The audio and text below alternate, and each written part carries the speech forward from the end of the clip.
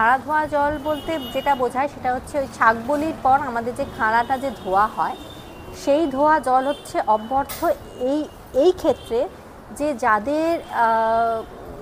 বিভিন্ন বাধা বিপত্তি বলো, শরীরের অসুস্থতা বলো, দীর্ঘদিন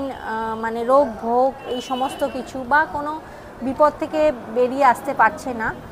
শুধুমাত্র ওই খাড়া ধোঁয়া জল কিন্তু অব্যর্থ তাদের ক্ষেত্রে। এটা আমরা বলি কি, ধরো কোনো একটা কাজে যাচ্ছেন, সেই কাজটা হচ্ছে না, দীর্ঘদিন সেই কাজটা থেকে ফিরে আসছেন, তো আমরা বলি এটা বেশ কিছুদিন করতে, শনি মঙ্গলবার হলে বিশেষ করে, যে এমনভাবে ছিটিয়ে দিতে যেটা পায়ে না লাগে। এবার হ্যাঁ, এবার দেওয়ালে ছোঁয়াতে পারো, তুমি হয়তো তোমার চৌকাঠেও তুমি ছোঁয়ালে, এবার সেটা কিছুক্ষণ পর হয়তো মুছে গেল, বা এমনভাবে ছোঁয়ালে যে যেটা তোমার পায়ে লাগবে না, এটা করা।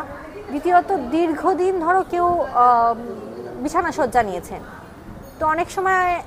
এটা হয় যে না কোনো কিছুতেই কিছু হচ্ছে না, ওষুধপত্র কোনো কিছুতেই হচ্ছে না, দেখা গেল মায়ের এই খাড়া ধোয়া জলে সে হয়তো 1 মাস 1.5 মাস কি 2 মাস কি 1 সপ্তাহ হয়তো স্নান করার পর এসে বললেন দিদি মা অনেক ভালো আছে। এইটা তো এটা সম্পূর্ণরূপে মা,